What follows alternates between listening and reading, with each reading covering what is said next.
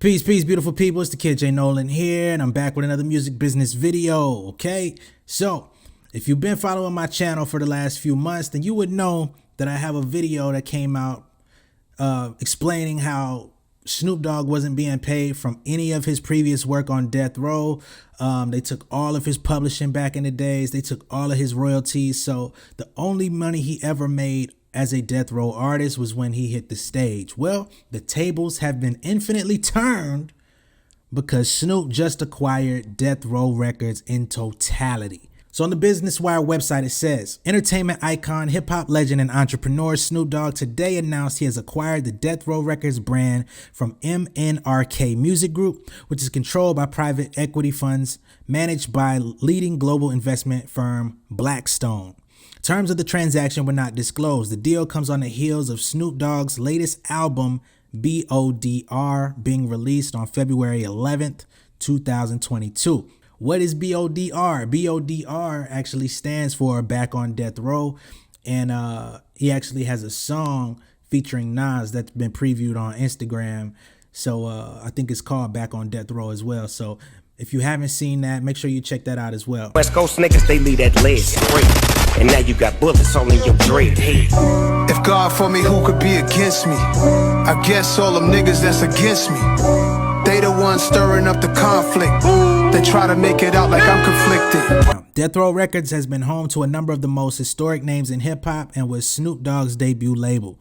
Snoop Dogg, now owner of Death Row Records, says, "I'm thrilled and appreciative of the opportunity to acquire the iconic and culturally significant Death Row Records brand, which has immense untapped future value. It feels good to have ownership of the label I was part of at the beginning of my career and as one of the founding members. This is an extremely meaningful moment for me. I would like to personally thank the teams at Blackstone, MNRK, and especially David Kesbaum, who worked collaboratively with me over several months to make this exciting homecoming a reality. I'm looking forward to building the next chapter of Death Row Records." All right. David Kesbaum, a senior managing director at Blackstone, said, "We at Blackstone are strong supporters of the artists and creator community in our entertainment investments. We are excited to put the Death Row Records brand back in the hands of a legend like Snoop Dogg. We wish him success in the years ahead as the brand moves forward under his leadership and vision." Now, Chris Taylor from MNRK Music Group, he's the president and CEO of the company.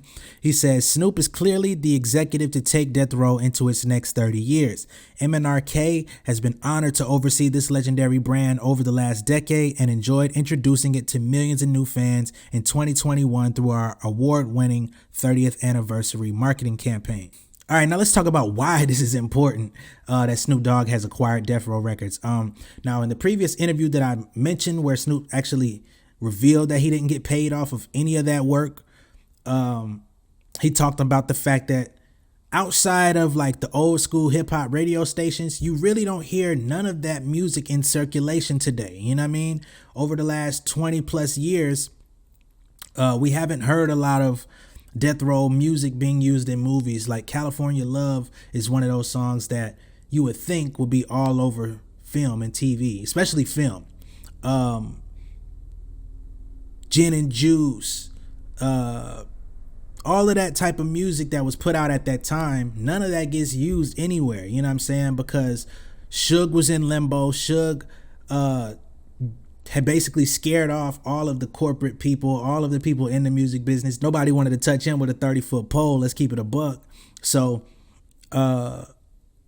over time, that music just suffered. Now, it did get acquired by this Blackstone firm, MNRK. Blackstone is an equity company. Like, they just go out and acquire stuff and resell it. So it's not like music is their specialty. I don't really know much about MNRK, but for the most part, that music has just been sitting in limbo, not doing anything. Now, Snoop, as y'all know, is the ultimate hustler, as Dame Dash would say. And Snoop don't turn down no deals. So if there's licensing opportunities for that music, you best believe they're knocking at the door and he gonna answer it. You know what I mean? With his hand out, like, what you trying to spend? You know what I'm saying? Because you got to think, they got two albums on Snoop. You got the Dog Pound. You got All Eyes on Me, Machiavelli from Tupac. All those records. You got Lady of Rage. You got Dr. Dre, Chronic, excuse me. You know what I mean? You got Above the Rim soundtrack. You got all of those classic records, and they just been sitting around. You know what I mean? And I'm sure there's a lot of people in the film and in the music supervision departments like ready to go. So this is going to be a huge reintroduction. Snoop is actually going to be dropping a new album called Back on Death Row on the Death Row Records imprint. So now you're going to get new music coming from the label. And you know Snoop is always tapped in with new artists. He does have a position at Def Jam where he's recruiting new artists, but you best believe if he finds some of that upcoming talent, especially from the West Coast, that represents what the evolution of what gangster rap could be, he gonna put him on that Death Row Records, you know what I'm saying, and get some new artists, some new blood. Well, let's not use that. Some new artists, some new talent, and some new energy coming out the West Coast, you know what I mean? So this is a huge opportunity, huge area where a lot of money could be made, man. And like they said in the article, this is a move that can introduce the Death Row brand to the new generation for the next 30 years to come. So I'm excited about this. Y'all know I'm a strong proponent of artists having more equity, more equitable positions in the music industry. We are the ones that create the trends. We set the trends. We tell y'all what's hot. We go make it hot. A lot of times the labels don't support us the way that we want to be supported. We still find a way to make things pop, and we're still some of the lowest on the totem pole. Producers and songwriters also do get overlooked and undervalued as well, but I feel like the artists, all of the actual creatives in the industry have been massively underrepresented over the course of the entire existence of the music industry. So to see people like Snoop do this, to see Nas in recent years acquire Mass Appeal and revamp that company, and all of the investment that he's done in the tech world, NFT world, Web3 world that he's doing, to see Jay-Z become one of the leading agents in not only music with Roc Nation, but also sports representation. You know what I mean? Now, if there could only just be a trickle down with some of the smaller artists that have the same type of windows of opportunity, because they're just as bright, just as influential, they just don't have the same star power. You know what I mean? But the tides are changing. I'm completely here for it. And y'all make sure y'all stay tuned, because as things develop, I'm going to be announcing it right here for y'all. All right?